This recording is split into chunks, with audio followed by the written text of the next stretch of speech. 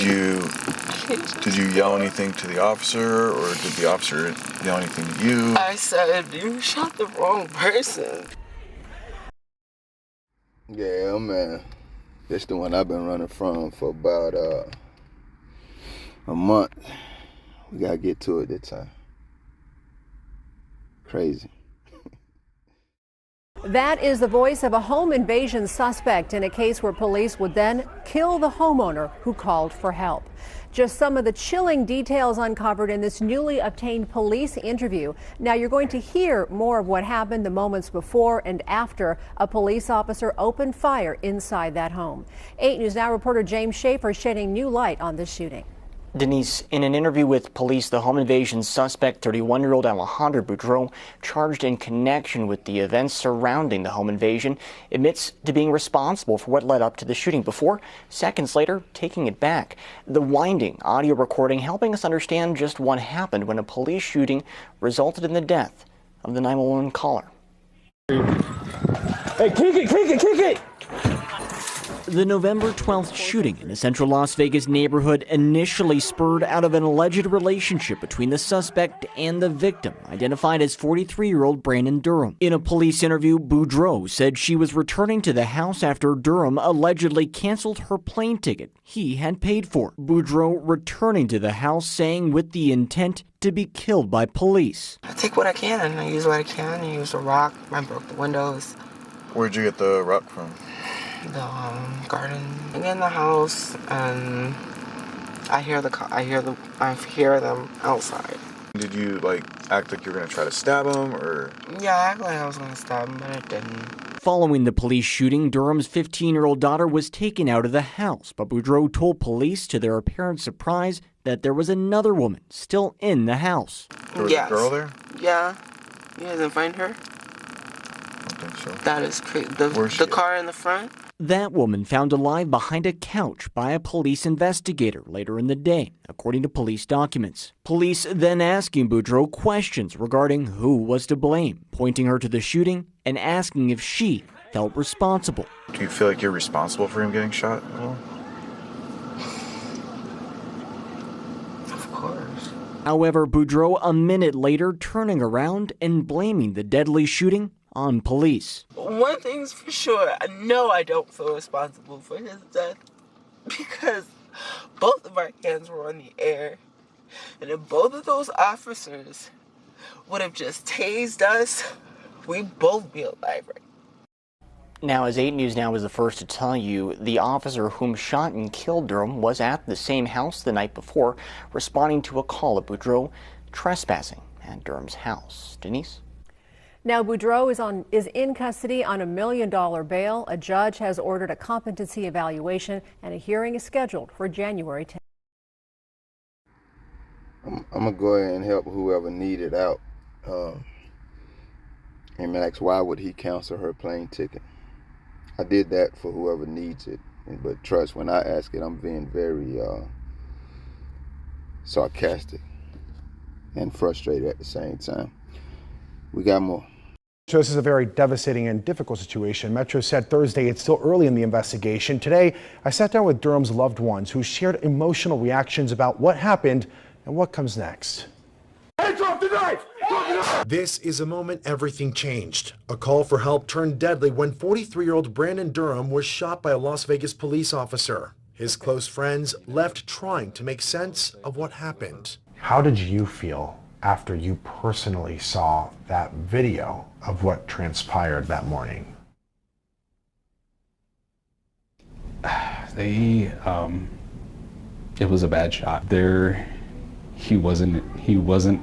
officer was not threatened. He just didn't take the time to de-escalate the situation, which he should have, and my friend would be here. Metro Police say it's still early in the investigation, but there are a lot of unanswered questions. I sat down with Brandon Cincagreni inside the real estate office where Durham used to work. Photos of his daughter, awards on the walls. It's a place filled with memories, but today it's filled with heartbreak. 15-year-old daughter just lost her father. Pretty much in front of her. And, It's very disheartening. The body camera footage released Thursday shows a chaotic scene, but for his friends, they say it's hard to believe it ended this way. Starting out with hearing him voice, help out here, in here, you could hear him. You could hear it. It wasn't a girl's voice calling, it was him. I also met Durham's other good friend, Steve Cohen. He tells me he was the first to arrive on the scene, having to console his best friend's daughter after the officer shot her father. Then the family and all of us walked down to Bella and told her, and that was just the most heartbreaking. That was probably worse than anything, having to tell a 15-year-old kid her dad died. Was no longer with us, and that was.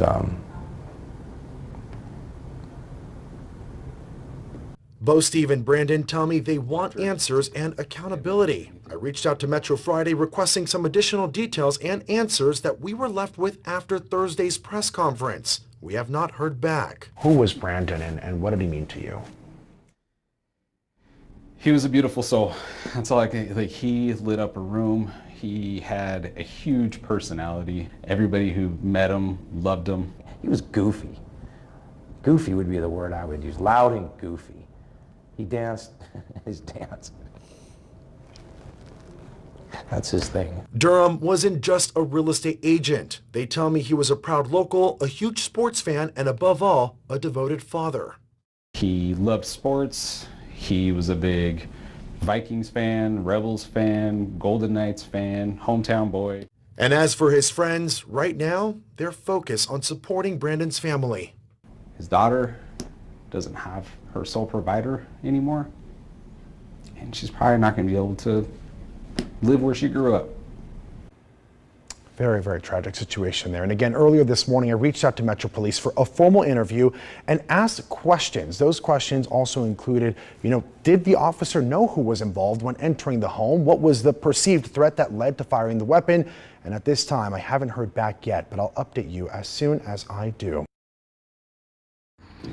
Did I say I'm Trailhand Bill reporting live from South Florida? It might be like the second or third video I'm doing on January 1st, 2025, man. I'm just really trying to get ahead of the game. I work, family. That's what I do in life, and it's my pleasure. And obviously I pay my bills. So hey, y'all didn't ask for none of that shit, family. Probably just avoiding this video. How long I say I had it in the cut? A month? I think really longer than that, man. When it happened, so many videos kept popping up about it, and it was just, I ain't want to deal with it, man, to keep it real with you, because it's too much.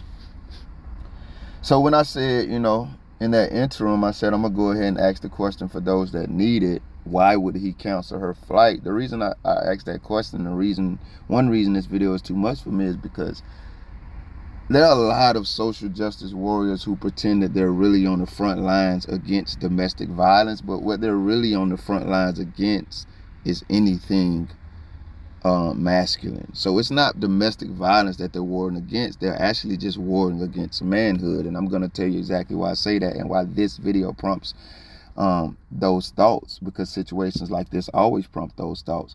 Those gargantuan social justice warriors, those heroic, mighty social justice warriors who will not be removed from the front lines as it pertains to fighting back against domestic violence are usually, and when I say usually, I mean almost 100% of the time, nowhere to be found when men are victims and women are the perpetrators. This lady said, yeah, I tried to stab him. I almost stabbed him, but I didn't. Like she was deciding what dinner to make this man. You stab people, they die. But when she said that and I heard it, it's the same adamant, it's the same, not adamant, it's the same sentiment that I hear the great majority of people have and discuss female perpetrated domestic violence with. And it upsets me. I always talk about having the same energy. Why aren't we always raging against the cops? A lot of people who watch this video and hear about the story are going to rage against the cop. What about the woman, the domestic violence terrorist, the home invader, the attempted murderer? She did this in front of a child, in front of other people. What about her? She set this in motion. And that, like I say, to me, you got a gender version of the Back the Blue crowd. As long as women are guilty, we can sweep it under the rug. Like when the Back the Blue, as long as cops are guilty, they can sweep it under the rug. So now bring all this together, and I'm wondering, cop, they say you were there the night before. This man called 911. Y'all don't got this. The 911 calling and tell you, hey, it's a guy calling. I wouldn't be surprised to find out they didn't. Once again, a guy is calling for help. We are naturally trained to minimize that as a serious issue in humanity. I ain't gonna get into that. You gotta catch me on one of my other platforms when I feel like dealing with them. Those are the kind of situations I delve into, because I tell y'all, for me, it's about treating people like humans in all aspects of life. So I'm wondering, was this communicated well so that when the cops got there, they knew that the male was the person calling for help? We already know you don't call these cows for no help, but everybody don't, so we done covered that. That's another video. It will make this one too long. You call these cows for help, man, you better be 1,000% on top of the situation, because they'll come now and get you out of here. And then the baby girl won't have no daddy no more, or no father no more. You won't have no son no more, no daughter. They kill any motherfucking thing. They don't get no damn. I'm going to keep it real with y'all. I'm going to give y'all my explanation, but I'm going to shorten it right here. I think this bitch been looking for a paid vacation. And when I say that, I'm talking about the cop. He was looking for a payback. He got some shit going on in his life. He like, this a perfect situation. Oh, I was just there last night. Oh, it's another one, Bill. He probably looking for this in life, and this just fell right into his pocket and cost the family things they can't get back. Like this gentleman say, the friends. When he do his friend dance, that's a friend. That ain't nobody like, nah, that's my partner. And then when he articulate how this baby girl lost her house that she grew up, come on, man, you can't get none of this shit back. And we ain't letting nobody off the hook. And I'm not condemning people. I'm saying we got to have the same energy, man. So that's what's going through my mind when I get to this story. I just think the cop was looking for that and it fell into his hands. But let's go back to the story. When you get there, everybody want to know what made you start shooting at them folk. And damn, your ass must be a marksman because you ain't shoot nobody but him.